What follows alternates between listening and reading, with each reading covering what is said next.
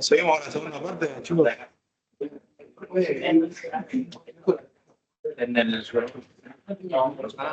Bueno, chicos, arrancamos. Sí, lo pongo. David Bombal. Velar. Bueno, nada. Vamos a repasar un tema que no lo metí para el primer parcial porque iba a ser demasiado, pero lo he mencionado, que son los ordenamientos de bytes o de información en la memoria, ¿no? Hay dos métodos y básicamente es importante esto, ¿no? Que cómo yo voy a almacenar la información en mi memoria, ¿no? Porque en base a cómo yo la almacene es como yo la voy a poder después extraer o levantar para hacer una operación que yo necesite hacer, ¿no? Con todo lo que venimos viendo. Entonces, esto es algo que viene por defecto, ¿no? Que no lo podemos configurar, pero básicamente esto lo vimos ya, ¿no? Nuestra memoria, vimos la cantidad de direcciones que podemos sacar. Bueno, y acá básicamente en mi memoria, en cada una de estas posiciones de memoria que ya vimos, en base a mi longitud de palabra, yo voy a poder ordenar de diferentes maneras la información que yo vaya colocando en cada uno de los cajoncitos que tengo disponibles, ¿no? Entonces, básicamente hay dos tipos de ordenamiento de bytes. Uno se llama Big Endian, donde el byte más significativo es la dirección con valor numérico más bajo. Ahora lo vemos en un ejercicio y va a ser más fácil. Este es Big Endian. Big Endian, por lo contrario, ¿no? El byte menos significativo en la dirección con valor numérico más bajo. ¿Está bien? Uno con el más significativo, la posición numérica más bajo, el otro el byte más significativo, menos significativo, perdón, la posición más baja de memoria. Dijimos que la posición más baja de memoria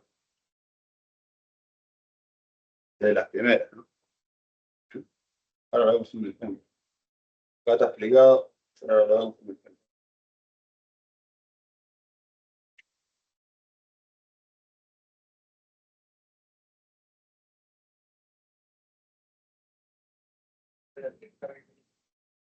Por ejemplo, tengo este ejercicio, pongámosle. Estos son 2 bytes, tengo un número hexadecimal, ¿no? ¿Cuántos bits tengo? 16. Bien. Perfecto. Acá está básicamente, ¿no? ¿Cómo actúa? Fíjense. ¿Se acuerdan cuál era el más significativo, menos significativo? Estamos hablando que este es el más significativo. Este es el menos.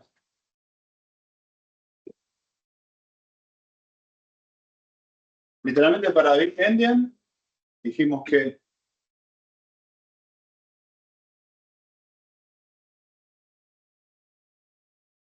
el bit más significativo va en la posición numérica de la memoria más baja, ¿no?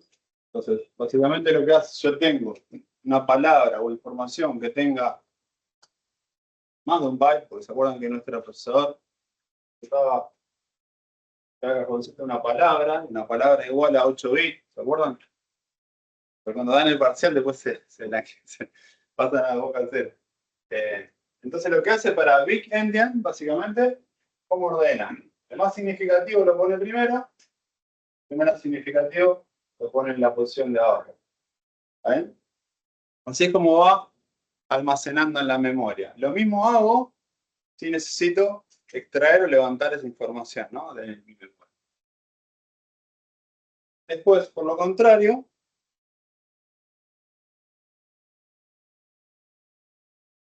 tengo el list endians, que básicamente lo hago al revés. Menos significativo, lo pongo primero, más significativo luego. Esto básicamente lo hace, viene por defecto ya, ¿no?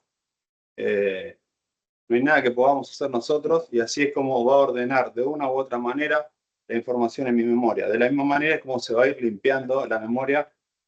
No vimos todavía memorias, pero hay muchísimos tipos de memoria que se comportan de diferentes maneras y sirven para diferentes casos de uso para resolver, ¿no? Pero básicamente estos son los dos ordenamientos de byte.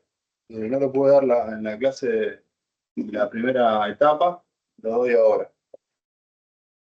Y obviamente el M18 que vamos a ver nosotros tiene un ordenamiento de byte en particular que ahora después lo vamos a ver. ¿Está bien? ¿Se entendió esto? Sí. Entonces, por ejemplo, entra un nuevo byte en la memoria. Sí. Lo va a hacer con ese criterio. Pasa algo.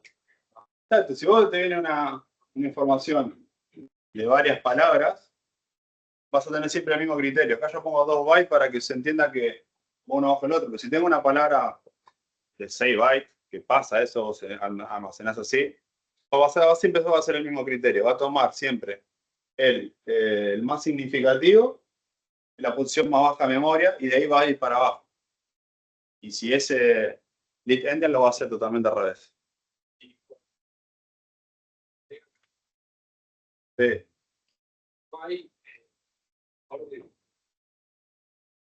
Hay algunas memorias que se agregan arriba. Sí, el stack pointer y ese tipo de cosas, eso lo vamos a ver cuando hagamos el operativo. Pero igual, eso va a detectar, hay campos, parte de la memoria que te va a delimitar, ¿no? Dónde va a empezar una, dónde va a terminar la información, va a empezar otra, y siempre va a usar ese criterio. Así que va a ir encadenando la información en base al ordenamiento que esté predestinado. ¿Está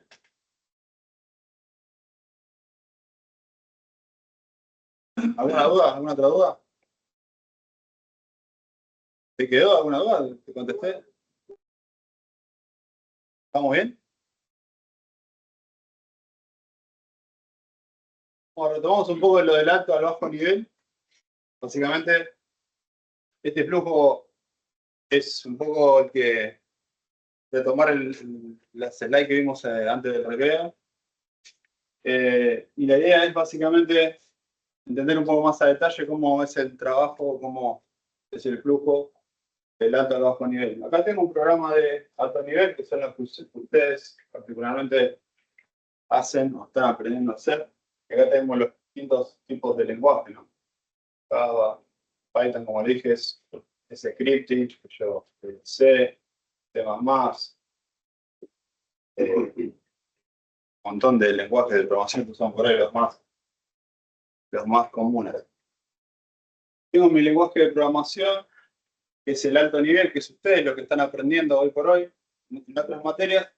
Como yo les comentaba anteriormente, lo que nos termina salvando a nosotros de que no seamos expertos en assembly, básicamente, ¿quién es?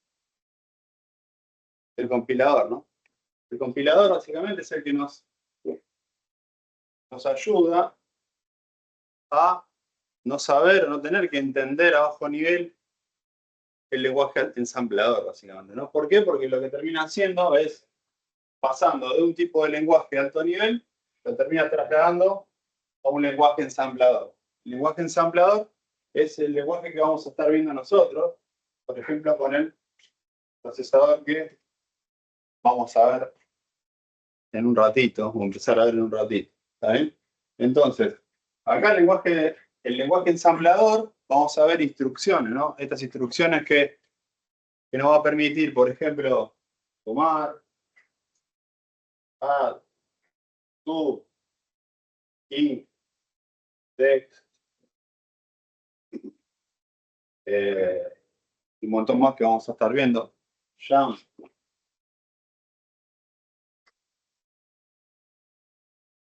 europea. Todas estas instrucciones nos van a ayudar a hacer diferentes tipos de operaciones que yo quiera hacer, ¿no? Lo mismo que puedo hacer en el alto nivel, lo voy a terminar haciendo esto en el bajo nivel. Pero el que nos termina facilitando esa tarea y no tener que entender del lenguaje ensamblador, particularmente, es el compilador, ¿no? Python, por ejemplo, que es scripting, tiene muchas librerías, tenés que ir habilitando librerías. Pero Java, vieron que ustedes, el compilador, pueden empezar a debaguear variables, dónde está, bueno, en ABAP no, nunca programé, pero calculo que tenéis un compilador, tienen compilador. Y ustedes pueden debaguear y ver dónde está el error y demás, ¿no? Y eso un poco nos termina salvando un poco la vida, ¿no? Y acá, bueno, acá tengo diferentes operandos. Operando 1, operando 2, resultados, básicamente. Y así sucesivamente.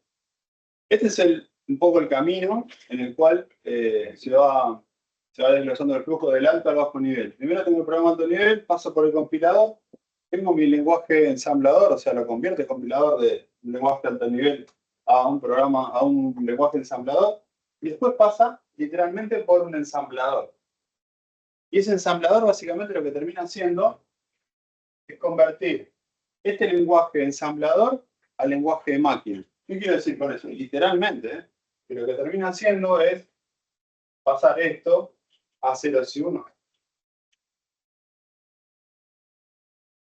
Mismo con cada una de las cosas. Acá estoy tirando frutas, ¿no? Pero literalmente lo que hace bajo nivel. Y acá particularmente, ¿qué termina teniendo? Un ejecutable, un punto .exe. Creo que lo mencioné acá, pero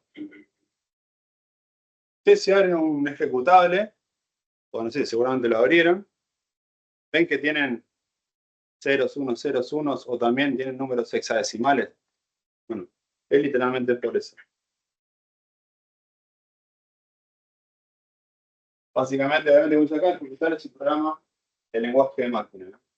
Esto es todo administrado por un sistema operativo, que el sistema operativo básicamente es el que se encarga de administrar toda la arquitectura de hardware de un computador, que vamos a ver una clase antes de terminar la materia como para hacer un resumen y englobar conceptos. Y básicamente es eso, ¿no? Acá el lenguaje ensamblador, por ejemplo, para lo que es el MSX88, es .asm. Este es el programita que yo después les voy a subir para que es un instalador portable para que ustedes se los instalen. Y si tenemos tiempo, vamos a ver si podemos hacer algunos ejercicios y ver el flujo de cómo trabaja el procesador. ¿Qué se puede hacer con esto? Como les digo, ¿no? Acá la parte de ensambladores, hay mucha gente que hay mercado para eso, pero el mercado es muy acotado, ¿no?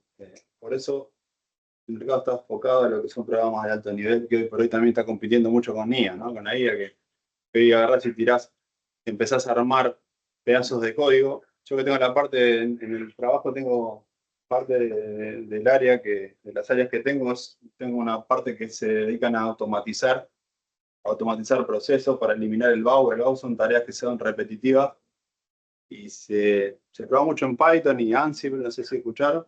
Y básicamente lo que se termina haciendo es, muchos se terminan usando cosas y códigos que ya están prearmados, ¿no?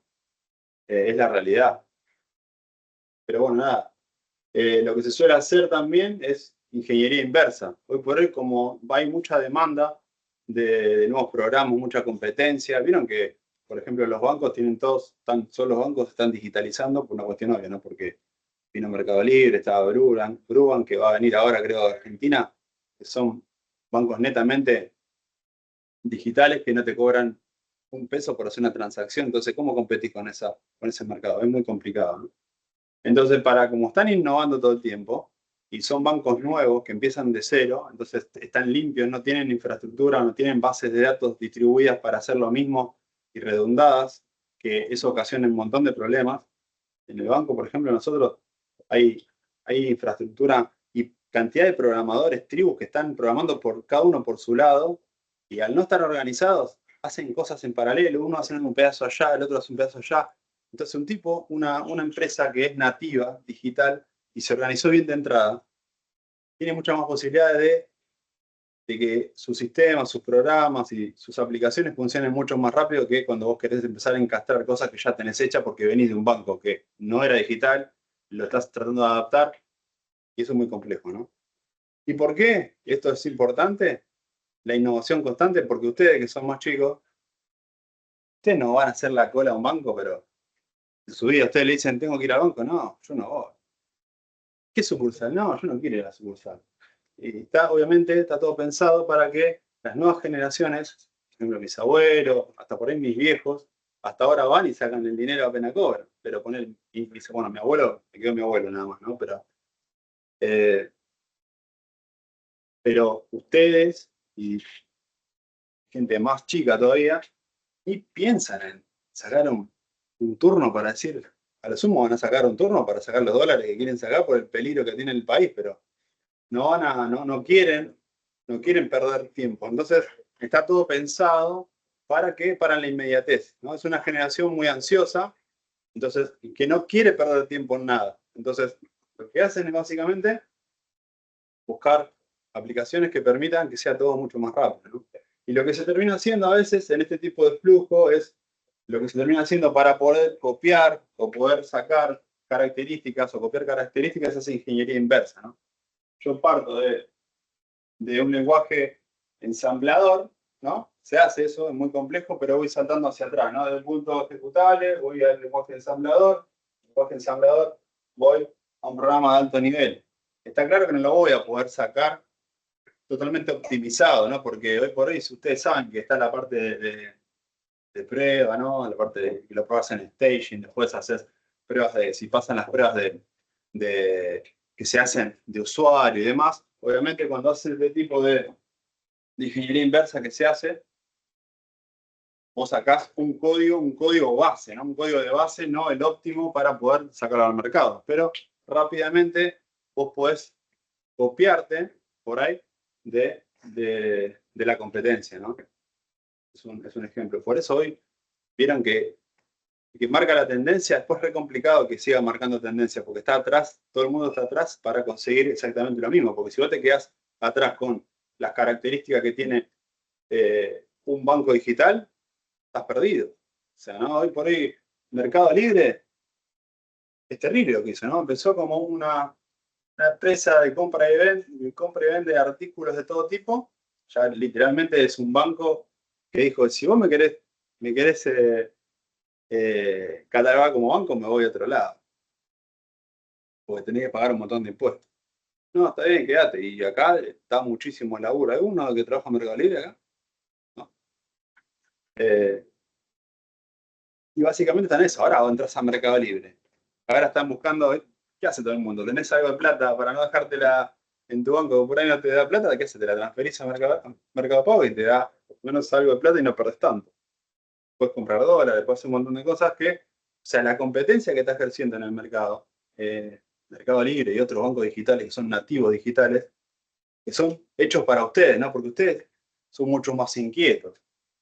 Ustedes, si le dan una plataforma que puedan tener criptomonedas, que puedan tener su plata, que puedan hacer una cosa, que puedan hacer otra, son felices, ¿no? O sea, como que siempre van a empezar a mover de otra manera, ¿no? Porque tienen otra cabeza. Así que bueno, todas estas cosas se utilizan y el flujo, básicamente, del alto al bajo nivel, es un poco este, ¿no? Este es un tema eh, importante. ¿Se entendió? Profe, ¿hay alguna técnica o algo para evitar o entorpecer la ingeniería? Sí, hay mucho, porque hay mucha de encriptación, hay mucho de encriptación de código, ¿sí? Se usa muchísimo. Pero es como todo, ¿viste? Se termina haciendo. Por eso no llegan al óptimo del programa de alto nivel, pero se pueden sacar las bases de esos programas. Por eso digo, ¿viste? Eh, es más, hoy por hoy las empresas grandes o los bancos grandes ya están equipados con mucha gente. Por ejemplo, en Santander, tecnología, hay muchísimas áreas que se dedican pura y exclusivamente, son tribus que se dedican a hacer un producto, que ese es el problema, ¿no? Al ser tan grande y vienen hace mucho tiempo, y la bajada global de España a veces no es tan clara, entonces se distribuyen las aplicaciones, se solapan, se redundan y terminan siendo un problema, ¿no?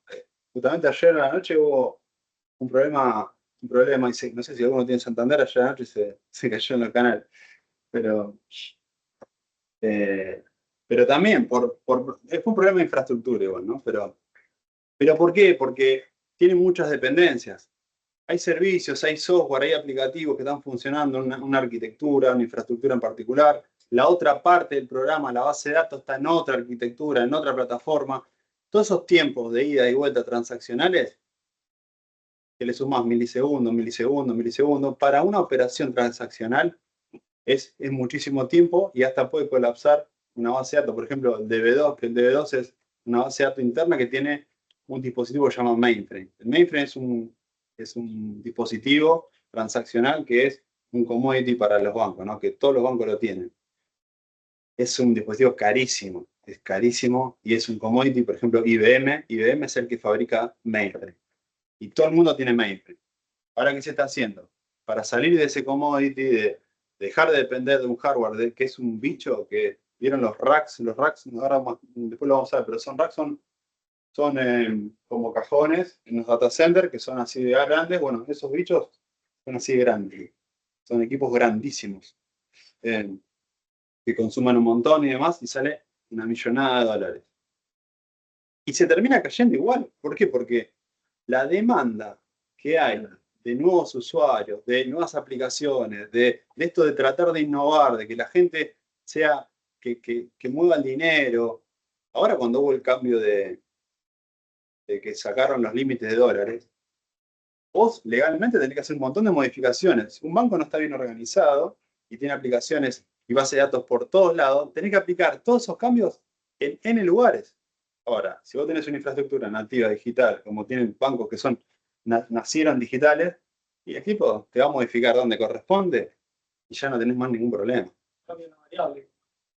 Tal cual, si vos tenés una estructura, un diseño de una aplicación correctamente y funciona correctamente y no tenés todo redundado, obviamente va a ser la diferencia. Esos son los problemas que hay en los bancos más grandes. Con el Banco de Galicia pasa lo mismo. Pero nada, es todo un tema, ¿no? Y eso es un poco para traerles como ejemplo de esa innovación y esa copia de características que tienen, ¿no? Más allá de las regulaciones y todas las cosas que uno tiene que cumplir, ¿no? Por el banco, el BCRA, por ejemplo. ¿Y cuál es la alternativa? O sea, los bancos digitales usan mainframe.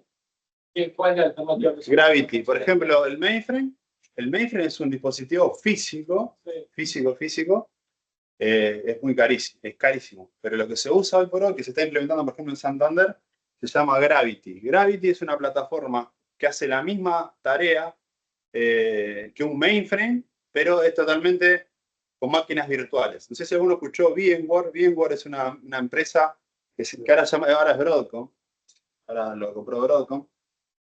O sea, puedes virtualizar todo. Si bien eso vive en un servidor físico, vos podés, en vez de tener computadoras físicas o servidores físicos, poder tener máquinas virtuales y le podés asignar distintos recursos para cumplir un objetivo. Entonces vos podés desplegar de la nada 100 máquinas virtuales, que puede ser 100 Windows, 100 Linux, o lo que vos quieras. Y vos desplegás en una cantidad de servidores físicos hasta que te dé el recurso físico, ¿no? O sea, tenés que tener bien medido el tema de capacity y demás. Bueno, así es como trabajan.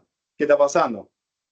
El banco ahora quiere hacer eso, pero al tener todo montado sobre infraestructura, es mucho más complejo. O sea, lo implementaron creo en España, lo implementaron también en Brasil, y bueno, y ahora nosotros, en el transcurso de este año, o año que viene, lo quieren implementar también acá en el banco.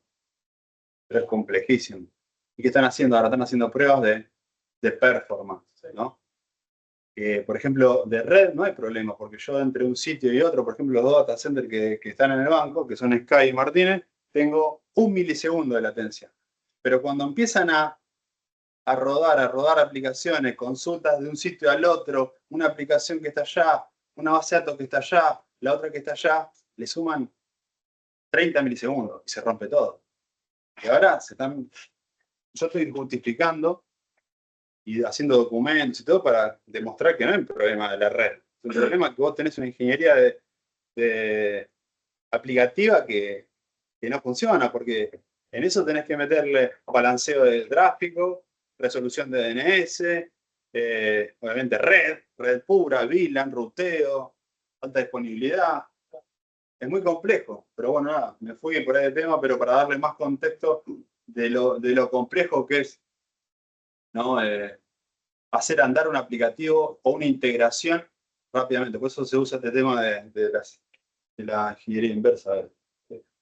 Entonces, que también eso impacta en la parte laboral de la atención al cliente, porque en mi caso Hay un problema, tenés que casar todos los penales. claro, y hay veces que hasta no laburamos directamente, que cierran la parte de atención para, no se puede, porque no va a la ficha del cliente. Y por eso, nada, nosotros lo que nos pasa es, por ejemplo, en principio de mes, el principio de mes ya no es el más crítico, el primero de mes o los primeros días de mes.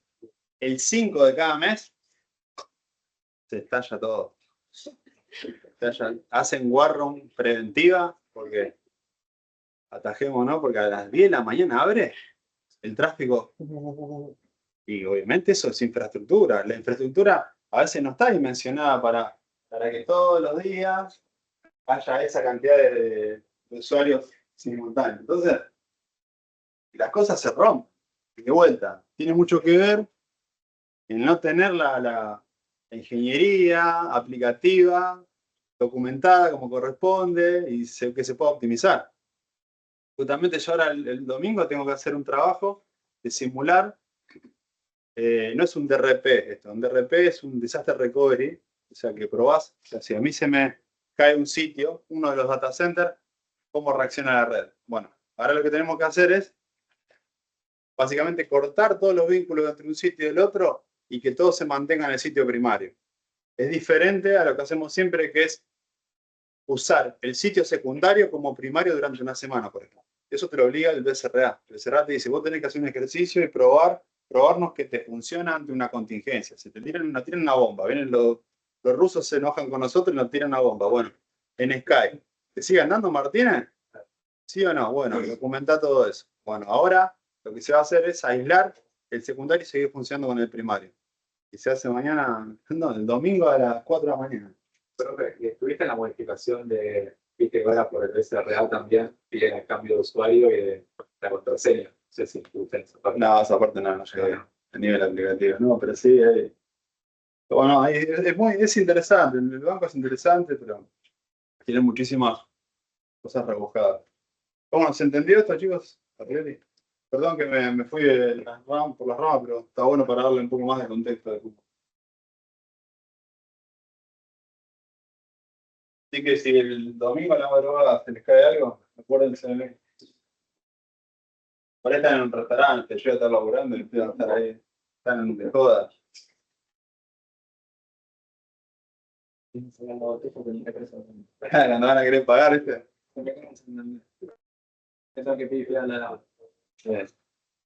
Bueno, nada, este es el simulador que les comentaba recién, después se lo voy a subir y les pongo voy a subir un instructivo para levantarlo y demás. Y si tenemos tiempo, lo probamos y hacemos algún programita para ver el funcionamiento. Bueno, acá te da un poco de la información de cómo está armado, ¿no? El lenguaje ensamblador y tal programa, bueno, escrito en lenguaje MX88 con un editor de texto. Este escáner deberá guardar una extensión ASM, lo que decía yo es una extensión ASM. O sea, si quiero hacer un programita es prueba.asm. Bueno, nada, hay que hacer esto, que esto se lo voy a pasar yo por un procedimiento. Y es un poco el que vimos, ¿no? Es un flash atrás. Básicamente es un poco lo que estuvimos viendo durante la materia. Acá, como dato, acuérdense, estos ¿se acuerdan? Son los registros de propósito general que tiene la arquitectura. ¿Se acuerdan que son de 2 bytes? Son AX de X, X de X, son de 2 bytes. Uno parte alta, uno para parte baja. Bueno, está la ALU, los flags, la memoria la vimos, la habíamos calculado, están los buses. Después también le voy a pasar el manual con toda la info teórica de toda la arquitectura para que la tengan para repasar si quieren. Como les decía, el formato de instrucción, el ordenamiento de byte del MSX88 es lit enter. ¿Está? O sea, el byte menos significativo en la dirección con valor numérica más bajo. Si funciona este en particular. ¿Está bien? Bueno, empezamos un poquito a ver el tema de las instrucciones, ¿no? Cómo están compuestas las instrucciones de este y de todas de todos los procesadores. ¿Cómo se compone una instrucción? Por ejemplo, tenemos suma, operador 1, operador 2, resultado. Como tengo que ir a hacer una suma entre el operador 1 y el operador 2 y lo voy a poner en resultado. ¿Eh? Donde, básicamente, el código de operación es la instrucción en sí, que es lo que yo quiero hacer, ¿no?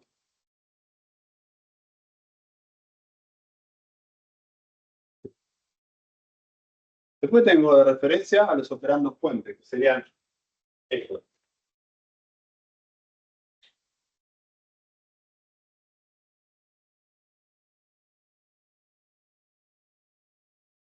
Operandos fuentes, y después tengo de referencia a los operandos resultados, que va a ser este, donde yo voy a terminar guardando el resultado.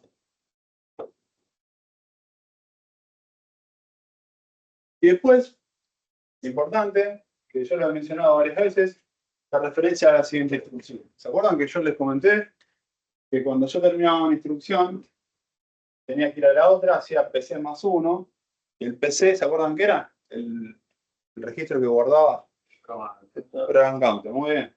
El program counter básicamente es el que, ¿se acuerdan que a mí me guardaba la última posición de memoria? Luego de que si yo tenía que hacer una tarea, ejecutar una parte del programa, acuérdense que yo tengo mi memoria, depende si era Von Neumann o Harvard, tenía datos, instrucciones,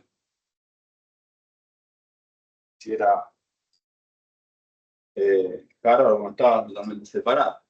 Pero si yo en una ocasión puede pasar que yo haga una suma, o yo tenga una condición, o yo tenga un while, un for, un goto, lo que fuera que estemos usando, y eso me lleva a otra parte de la memoria que yo tenga que ejecutar, que tenga que resolver, y eso me lleva a otra parte de la memoria, que es lo que pasa todo el tiempo, ¿no? Cuando ejecutamos algo. Hacemos un programa, mientras se cumple una condición, hace esto. Cuando haces esto, hace lo otro. Si haces esto, hace una cosa, si no haces esto, hace la otra. O hace esto por 30 veces hasta que se cumpla la función y hace otra cosa. Bueno, todo eso que corre en memoria, en distintas partes de la memoria, que me va a ir llevando, cuando yo necesite volver, una vez que cumpla esa condición, necesita volver a hacer a la parte del programa que tenga que seguir ejecutando, me va a ir llevando hacia atrás para recuperar la última posición para que yo pueda continuar. Por ejemplo, este es PC. Acá tengo PC.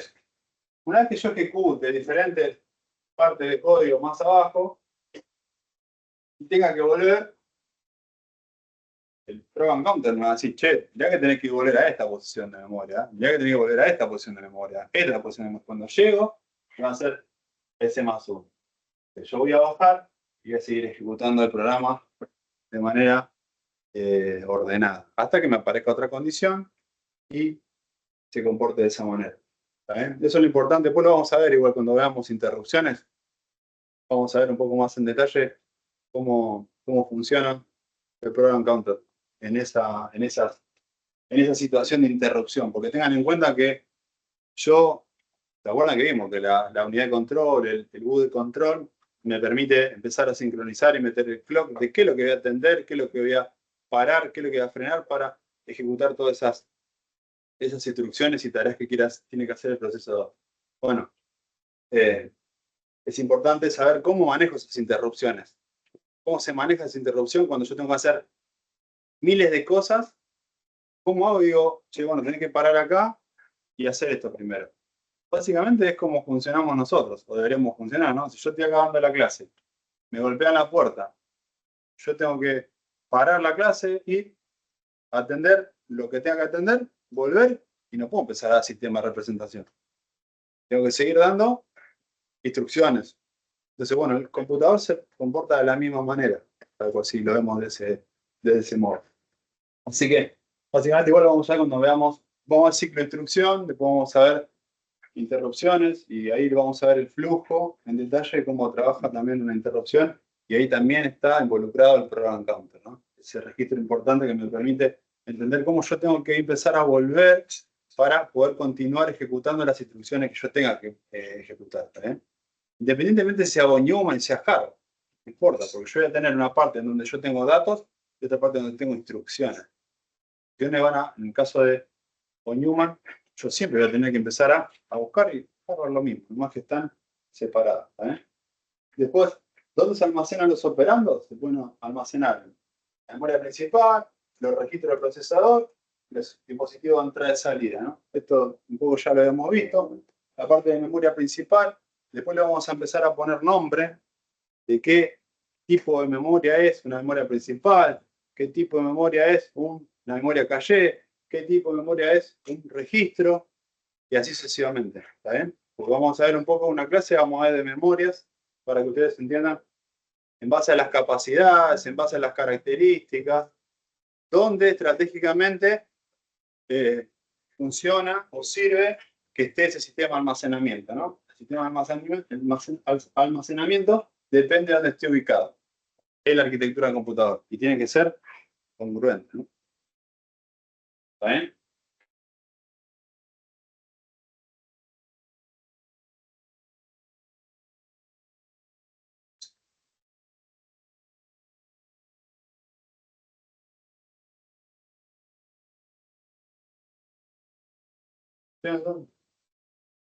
Ponela ahora, por favor, incluso no importa.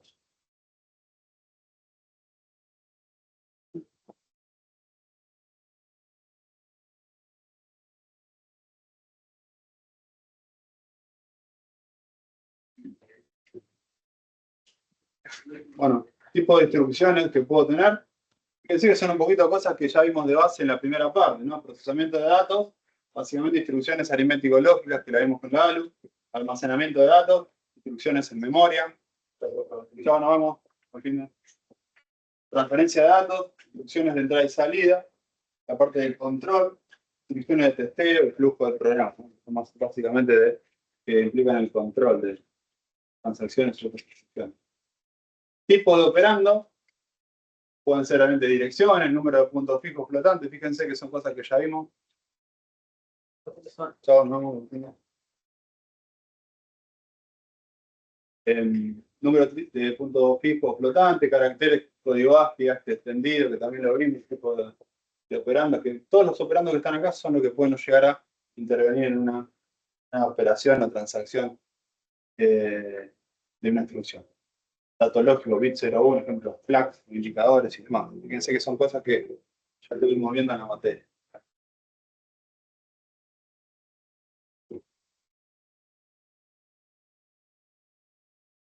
Piensen tranquilo que eso después lo vamos a repasar la clase que viene. Después están los modos de direccionamiento, es un tema importante. Vamos a ver estos tres no los voy a tomar, voy a explicar de qué se trata. ¿Está bien? Tenemos estos tres directamente, como no está el inmediato para seguir un ejemplo similar al que mencioné hace un ratito. Por ejemplo, tengo una suma y acá particularmente tengo 20, 10. Guarda.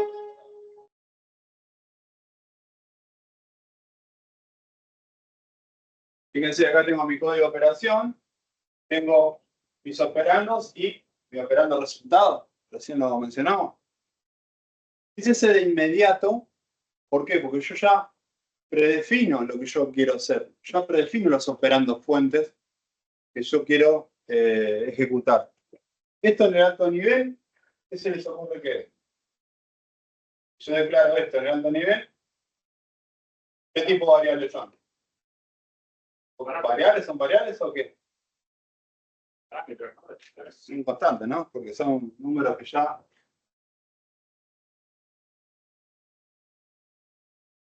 sea, en el alto nivel son constantes, porque yo ya les estoy diciendo que voy a sumar 20 más 10 y eso va a ser siempre igual. ¿Qué tiene la contra de este modo de direccionamiento? Que yo voy a predefinir qué es lo que va a hacer y no voy a poder modificarlo. O sea, yo acá le estoy predefiniendo que los operandos fuentes son 20 y 10, que los sume y el resultado siempre va a ser el mismo.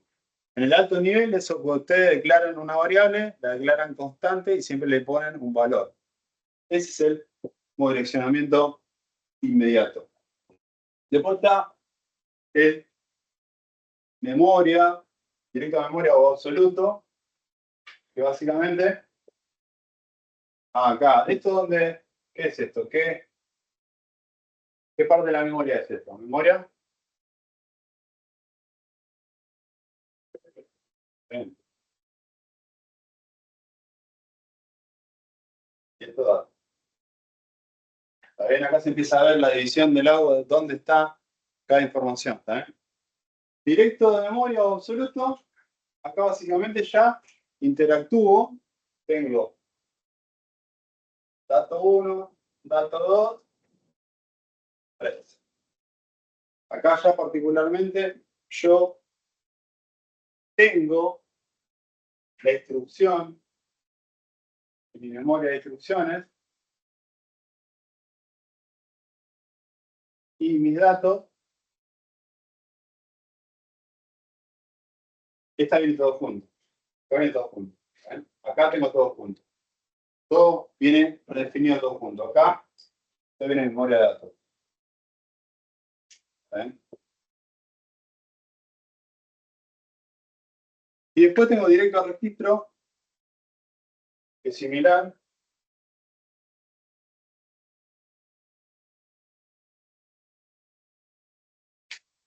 Pero ya juego con los registros. ¿Se acuerdan los registros que eran los registros de propósito general? Eran registros que eran sistemas de almacenamiento pequeños, pero son muy rápidos y se utilizan mucho para pivotear información. O sea, yo tengo una memoria, lo que muy generalmente no pasa es que si yo tengo que hacer transacciones o hacer movimientos de una posición o ejecutar una operación, cargar los registros.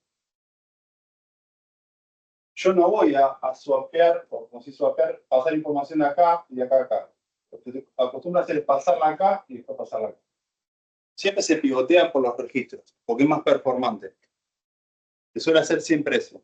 Más, el procesador que vamos a ver trabaja de esa manera. ¿Eh? Por eso, muchas veces lo que va a pasar es que hacer sistema de almacenamiento muy rápido, lo que termina haciendo la memoria es pasarle y hacer un pasaje de información al registro, el registro la vuelve a forwardea a otra posición de memoria. ¿Sí? Sí, también funciona el base de datos, SQL. ¿Te acuerdas? Sí. Cuando entran una cantidad enorme de referencias, primero un pedazo de después las. Claro, ahí, bueno, la que son SQL, SQL Server o SQL o MySQL, básicamente son bases de datos SQL, o sea, estructuradas. O sea que particularmente vos tenés una primary key, digo, ¿no? O sea, vos tenés, por ejemplo, si acá tenés varias de bases de datos, por ejemplo, tenés alumnos, tenés profesor, tenés materia, bueno, vos tenés 3 bases de datos, lo que te va a ayudar a organizar eso va a ser la primary key, ¿no? Por ejemplo, usted es su legajo. Entonces, para mí, mi legajo como profesor y las materias que tengan un código. Entonces, vos vas a ordenar en base a las consultas que hagas, siempre la vas a relacionar en base a las claves primarias de cada una de esas bases de datos. Es performante, pero no tan performante como las bases de datos no SQL. Si alguno escuchó MongoDB, por ejemplo, son mucho más potentes, ¿no? Creo que ustedes tienen una materia base de datos 2, creo que la ven. Está muy buena. Pero tal cual, vos querés, cuando vos haces una consulta, no sé si alguno usó base de datos o relacionó, usó, cuando hacen los selects, básicamente hacen los selects, sale el asterisco con un criterio, qué sé yo, terminás seleccionando partecitas de base de datos y te las traes. Bueno, con las no SQL son mucho más potentes, porque vos no tenés que depender de una clave primaria. O sea, es así como funciona correctamente en nuestras redes sociales, ¿no? Por ejemplo, cómo funciona LinkedIn, cómo funciona Instagram, cómo ata esa información es increíble, ¿no? O sea, hoy por hoy lo que se dedican a eso, la verdad que es tan potente que cada una de esa información se pueda detectar y atar y atar y atar en recomendaciones, o que te escuche y te trae cosas. Bueno, ya estamos ya en otros niveles, ¿no? Pero sí, básicamente es eso. A bajo nivel, lo que se acostumbra a hacer es cuando va a consultar un dato en la memoria, básicamente, en vez de pivotear en la misma memoria, lo que termina haciendo es pivoteando con los registros.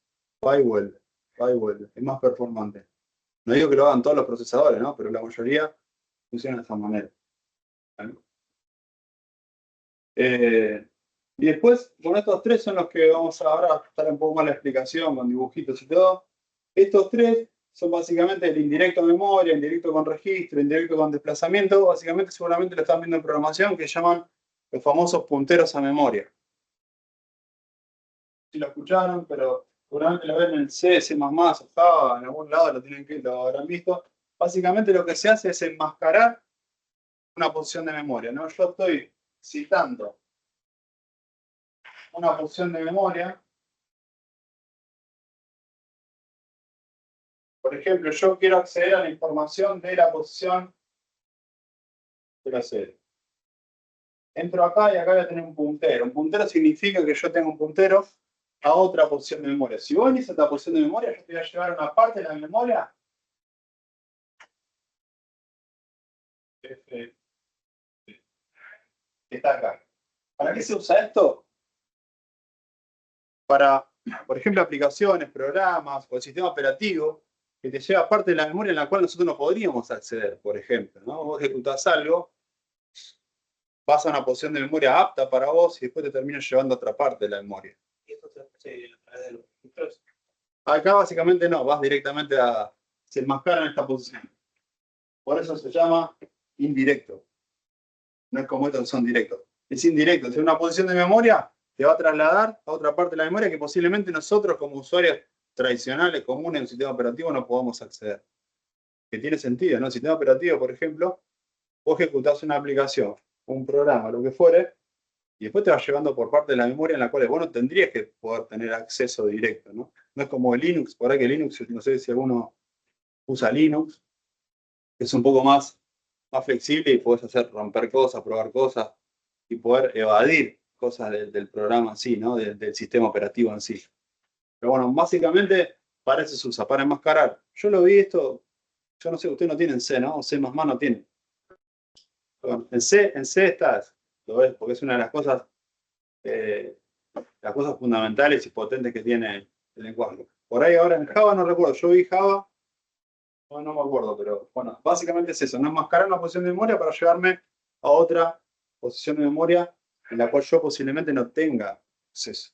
Bueno, perfecto, creo que fue el detalle, digamos, para el lenguaje de programación, porque usualmente, o sea, Sí, pero cuando yo programaba en Pascal, por ejemplo, me decían, a ver la posición de memoria, y yo tenía claro, por ejemplo, bueno, o cuando vos querés imprimir una cadena de caracteres o querés imprimir algo, no tenés que pifiarle a la posición de memoria que tenés que imprimirla. Tenés que imprimir una cadena de caracteres, tenés que imprimir la cadena de caracteres que corresponde, en la posición de memoria que corresponde.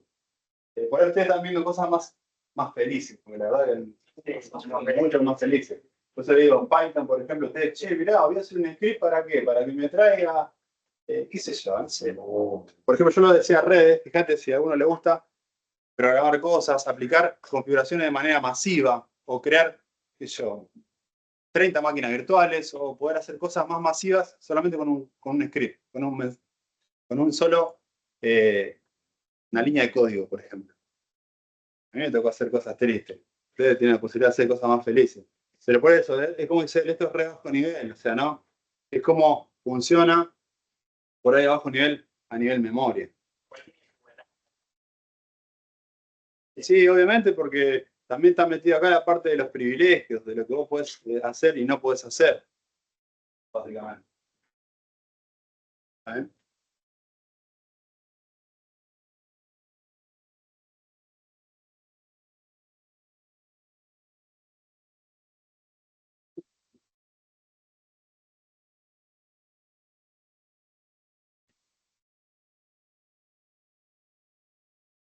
Están pasando vos, ¿no? Sí. Te veo feliz. Bueno, igual quiero. ¿Eh? Sí, todo esto es feliz. Viernes. Bueno, vamos a hacerlo bastante rápido, después lo vamos a repasar. Bueno, acá como les decía, el inmediato. Fíjense, acá el inmediato directamente yo tengo la suma y los operandos, que viene el 10 y el 20, habíamos dicho. Y el resultado, por ejemplo. Ya lo tengo todo directamente acá, ¿no? Tengo la suma, que es la instrucción, y los operandos de allá. ¿Está bien? Ya tengo todo predefinido. Ese es el inmediato.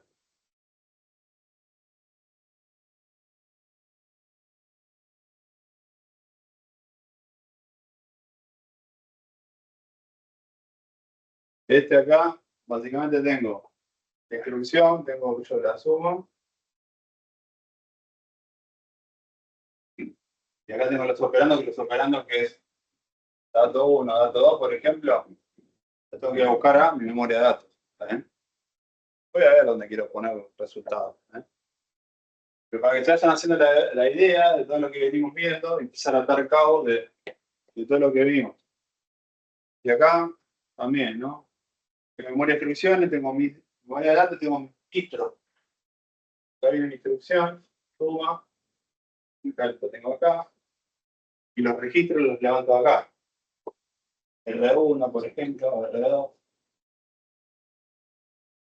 Y después, si tienen el resultado, lo podría guardar acá. Puede ser, ¿vale? Y acá son los registros que nosotros vamos a ver, que son los que tras un rato. Una X, X, X. Y cada uno de estos tiene una funcionalidad particular, por ejemplo, ¿no? A X se suele guardar un tipo de información tradicional, ¿no? BX, otra, después lo vamos a ver, ¿no? Después lo vamos a ir viendo un poquito más allá. No hay un video,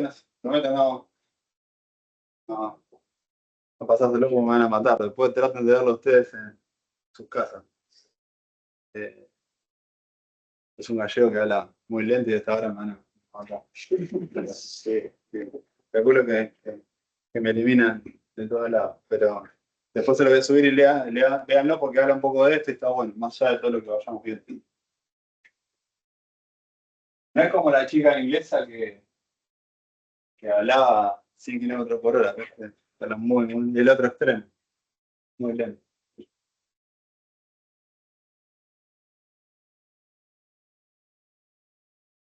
Bueno, y acá está el famoso ISA, ¿no? El conjunto de instrucciones que vamos a estar viendo, que ese chiquito, pero parece que no se lo subí.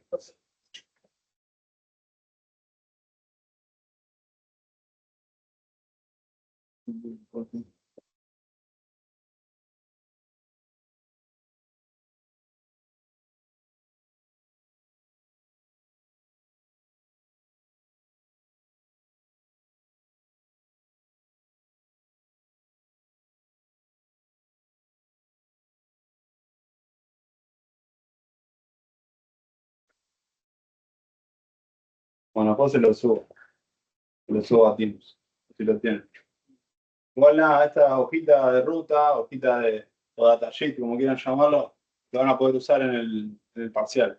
Una hoja donde a mí la verdad no me interesa que se acuerden de memoria que hace cada comando, así que lo van a poder tener en línea sin nada anotado atrás, ¿no? A veces se entrevera algún dato, pero lo van a poder usar. Lo tienen que traer impreso, obviamente, y lo pueden usar.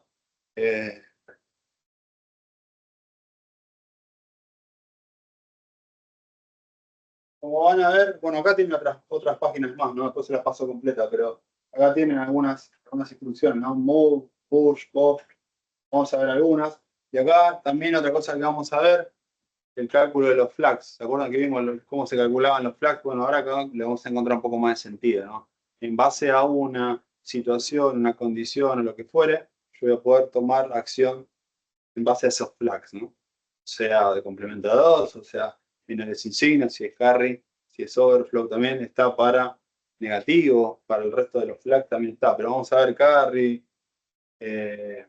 y overflow creo también. ¿Ven? Acá un poquito para ver en detalle la declaración de las variables del MSX88. Es bastante sencillo. Nombre de la variable, especificador tipo, valor inicial. Ahora lo vamos a ver en unos ejemplos. Nombre de la variable, DB, database, valor inicial, esta es de, aparece DB, es de un byte. Aparece DW, WWord, son 2 bytes. Serían 2 posiciones de memoria. ¿Vale? El tipo indica el tamaño que ocupa en memoria dicha variable. El valor inicial puede no especificarse usando el carácter signo. Eso significa que cuando está ese valor, está ese carácter, básicamente es que yo estoy reservando esa posición de memoria.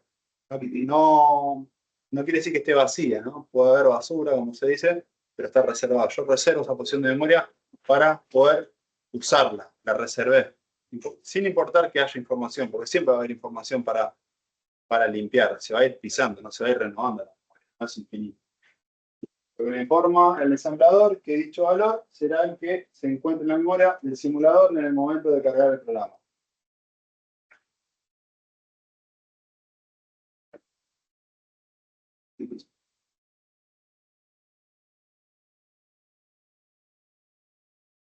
Algunos ejemplos. Ejemplo de definición de variables.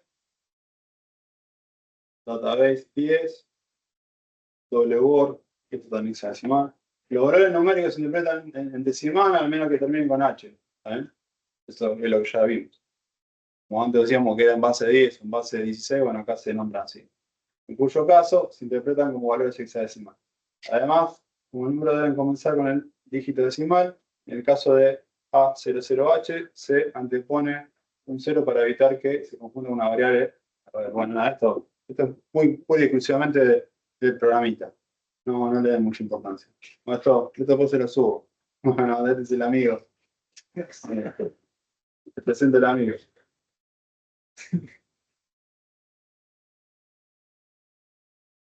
Y se lo suben, miren ustedes también. Bueno, y acá tenemos algunos, traje algunos ejemplos.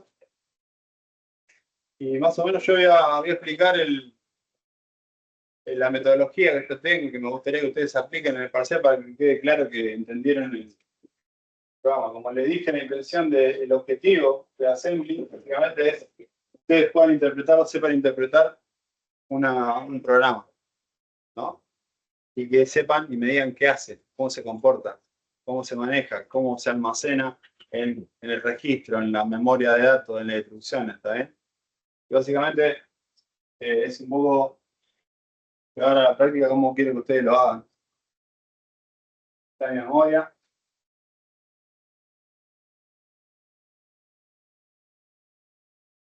Estas son las posiciones. ¿Qué se ocurre que es esta parte y esta parte? Esta parte de la memoria. Muy bien. ¿Datos?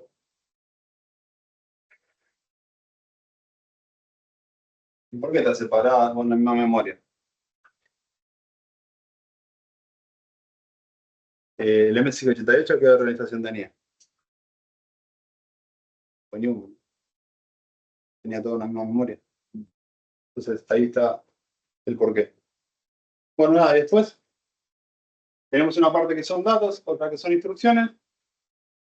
Entre posiciones de memoria donde arranca una y arranca la otra, en la misma memoria. Y acá empezamos, ¿no? DB, un byte, DB, un byte. Entonces, par 1, número 20. Acá ya aprendimos todo lo que son decimales, hexadecimales. Vamos a poner los números decimales, sí. Me lo voy a hacer pasar. Pásenme este número a hexadecimal y después vamos a tratar números así decimales. Ya aprendimos este números. ¿Está bien? No les voy a complicar la vida.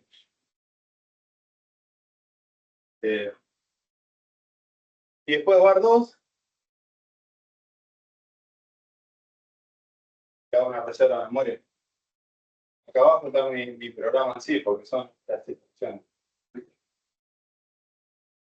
Después tengo, acá ya veo que voy a usar el registro AL. ¿Ven? Entonces acá mínimamente va, voy a buscar los 4, pero voy a usar uno solo, por lo que me dice. Tal AX, TX, TX, TX. Tengo AH, AL, ¿no? Parte alta, parte baja, high low. ¿Ven? Y es un poco, este ejemplo es un poco lo que le mencionaba con el pivoteo, ¿no? Porque fíjense, esta es la instrucción move, que es mover. ¿Cómo trabaja esto? Ahora después le voy a subir la hoja de datos. Lo que hace es de derecha a izquierda, la variable 1 la guarda en AL. ¿Ven? Esto, AL.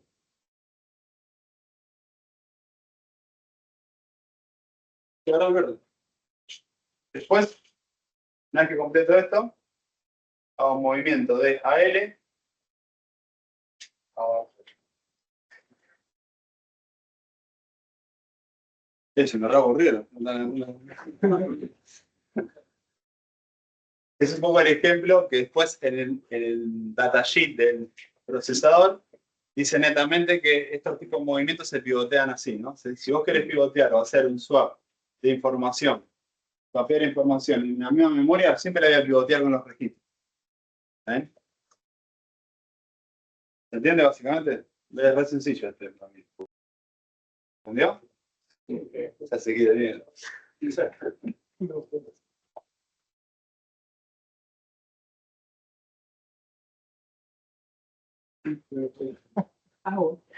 Vemos esto y lo olvidé.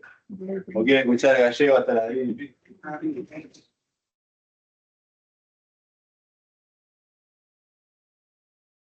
Vamos con este punto diferente.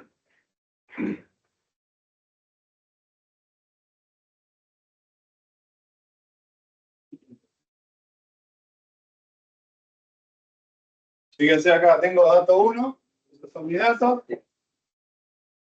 Estas son mis instrucciones. Tengo dato 1 que tiene 2 bytes. ¿Eh?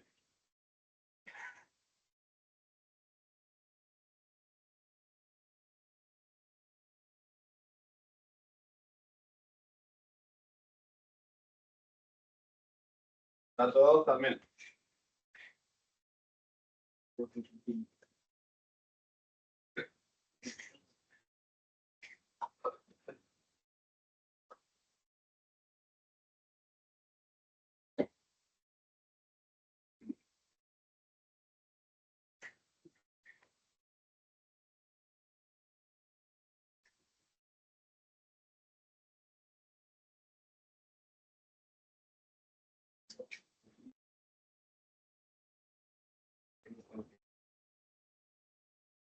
Bueno, acá fíjense que otra opción que hay es que yo use directamente todo el registro entero, o sea, los 2 bytes, no parte alta y parte baja. Por ahí lo puedo usar completo, ¿no? Y administrar el espacio que yo tengo ahí. ¿Está bien? Acá hago movimiento de dato 1 a X. ¿No? Acuérdense, derecha.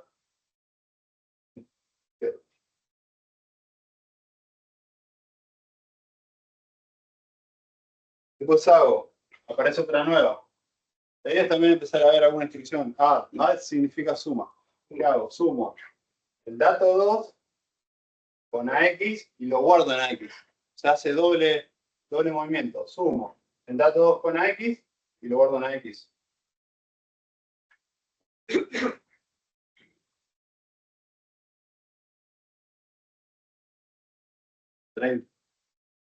Ahí limpio lo que está abajo, lo piso. ¿Eh? Después, ¿qué muevo? Lo muevo a X al resultado.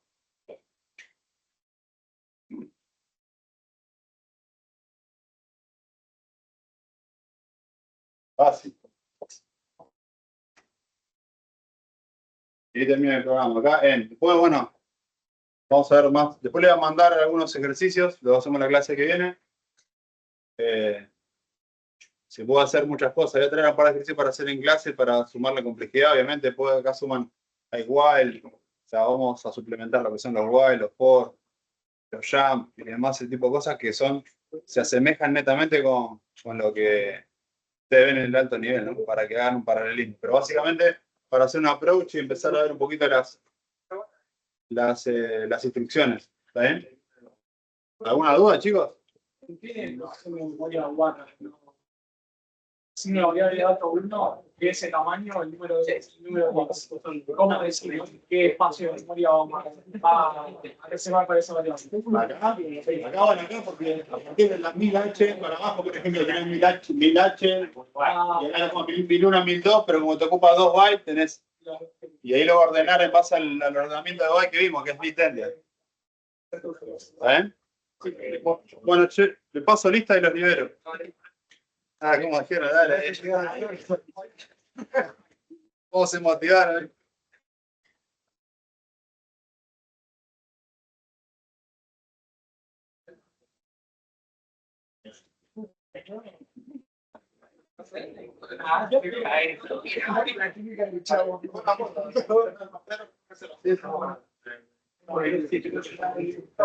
Chao, por fin.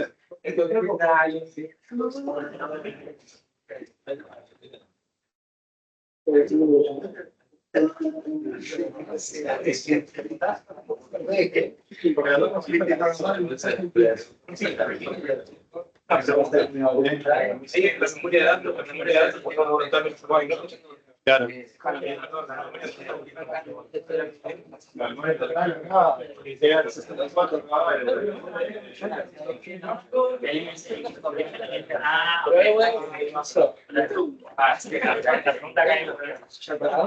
paso la data, pero ¿se acuerdan que la calculamos hasta rato?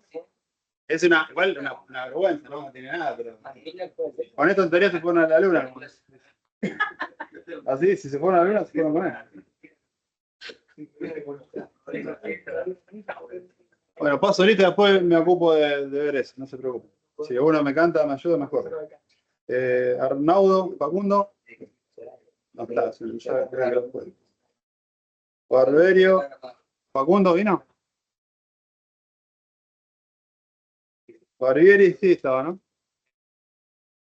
Beli Luciano.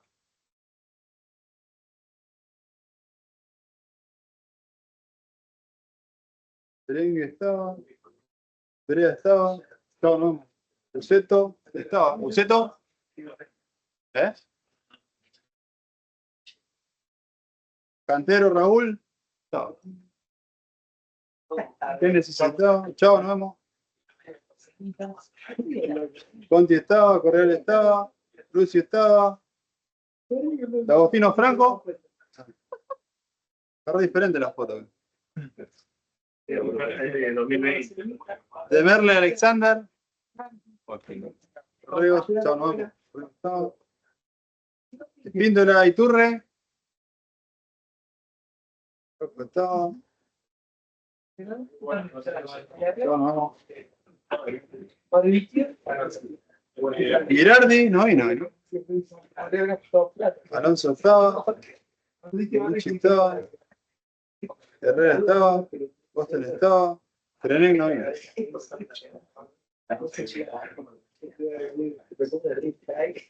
Leonardo estaba, Taviña no vino. Longa no vino. Longa. ¿Eh?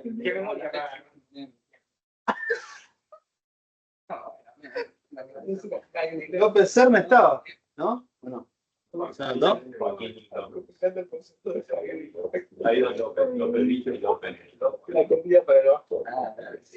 Muchos López. Bueno, ahora López Bicho estaba. Sí.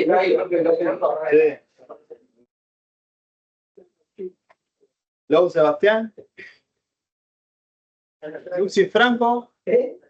No vino, ¿no?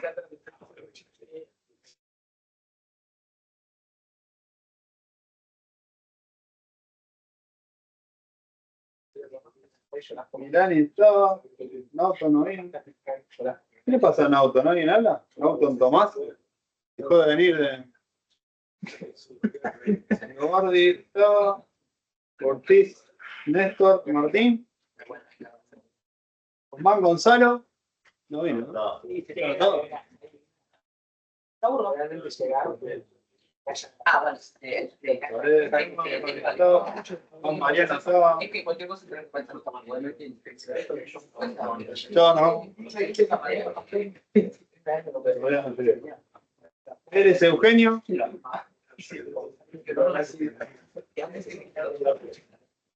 Empecé a comer solo así en el.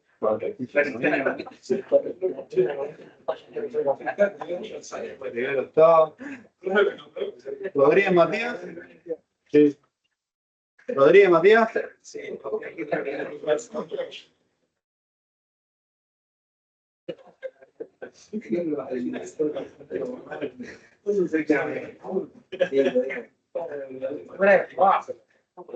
Frío que haya Sí, pero Santiago.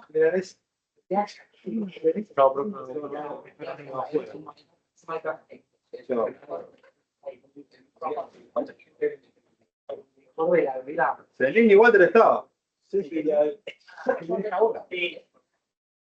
Llego a casa en la heladera. Celín estaba.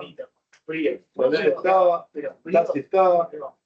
Sánchez Abanto. Estaba acá escondida.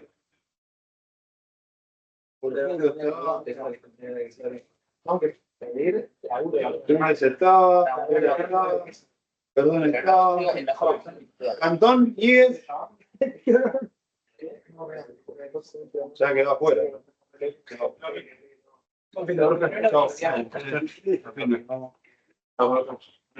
Parecen por mí para que me olvide elaborar temprano. Ceballos Quiroga. Sí, aquí está. No.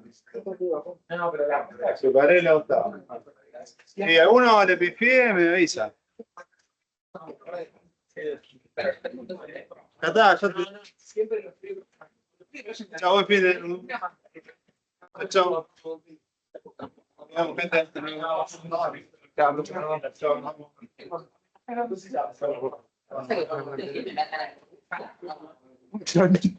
No, profe, buen fin de.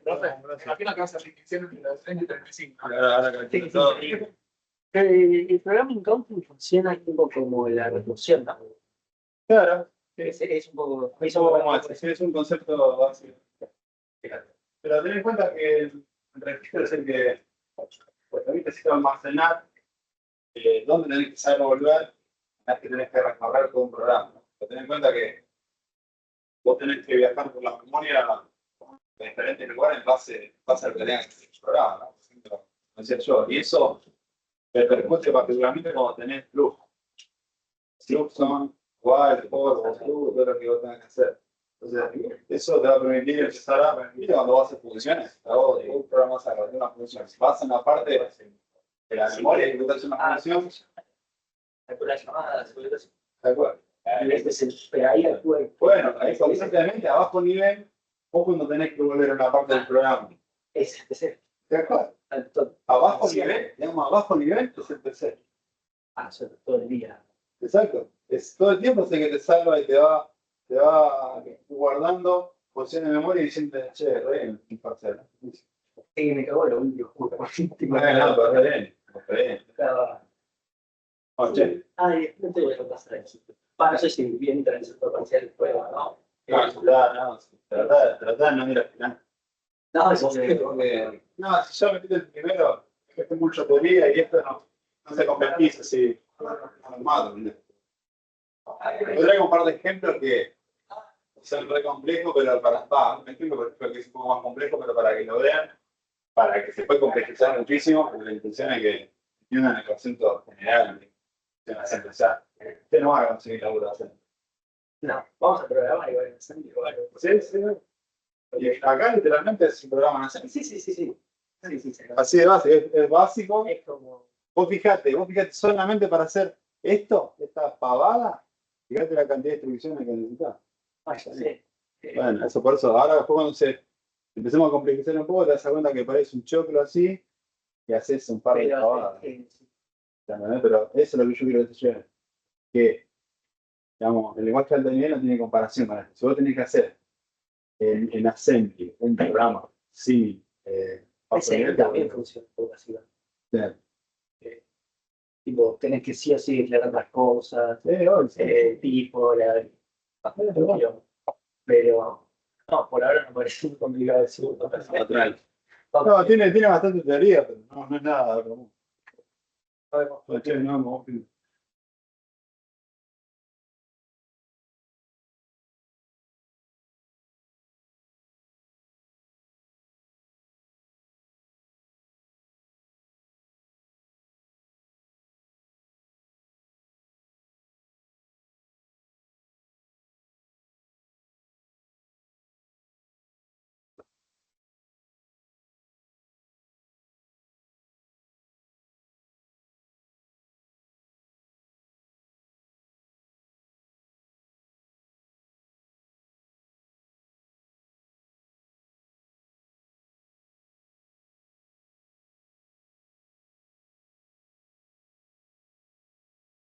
creo que tendrá un 30.